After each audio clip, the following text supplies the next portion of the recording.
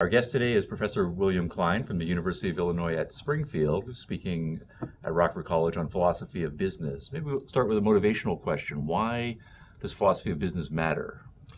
I think it matters for at least two reasons. The first reason being that ideas can come from anywhere.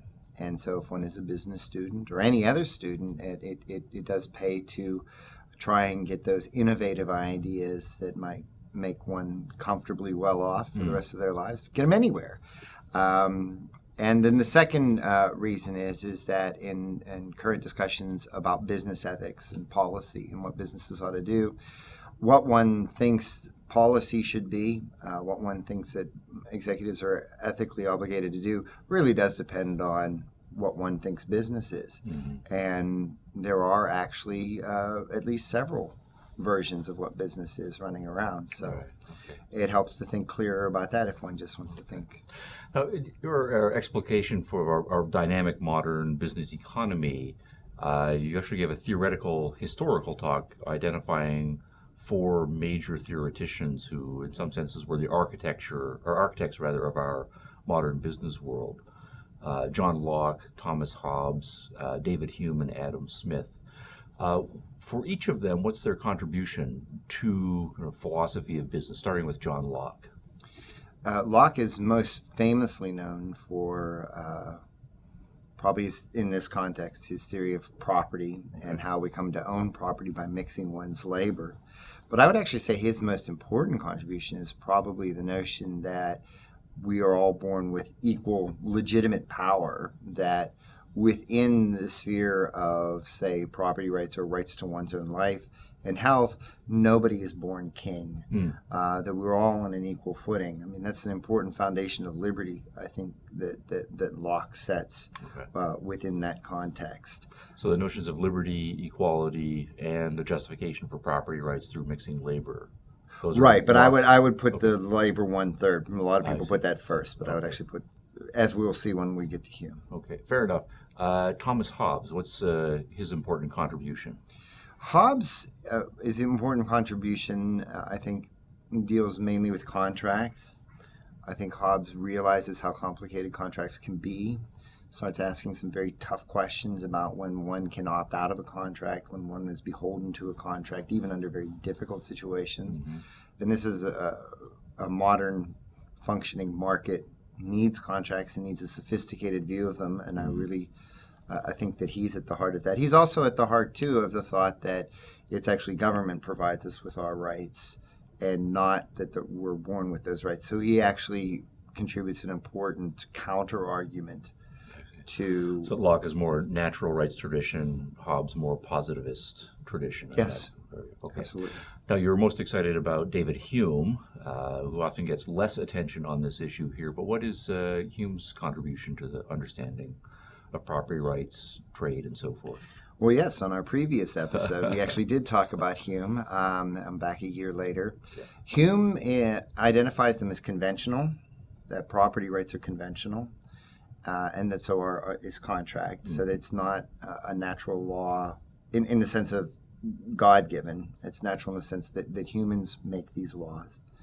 And the second thing, very important with Hume, is that property is very communicative. It helps us coordinate our actions. And this ties in with very modern authors like Carol Rose, who will talk about possession and property being a form of communication to help us coordinate our actions. Can you give me an example of property or the communicative function of property? Well, one of the very important functions of property is to let us know when we're inappropriately bumping into other people. Okay. We do like to try and give each other our space. It's very important reciprocally. The second is when one wants to then utilize resources, property gives a good indication of what resources I'm permitted to utilize and what I'm not. And this also helps with efficiency. So let us say we were in a community where everybody had the same exact bow and arrow. Somebody say, well, why not make a common property? Well, just think of the hassle you would have if you had a big pile of bow and arrows. Here comes the enemy. Now we all have to go grab one. Mm-hmm. Some people will grab the same one. For some people, the pile won't be convenient. But there's a whole host of problems with us all grabbing one rather than just keeping our own. So that there are efficiencies to be gained by this as well. Fair enough. Now, you also discussed Adam Smith. You mentioned division of labor in the first chapter of Wealth of Nations, but your focus was more on second chapter and the issue of trade and its communicative functions and its connection to our sentiments and society building. How does that work?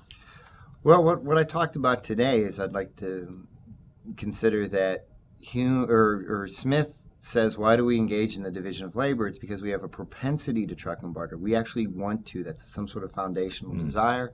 How do you make that happen?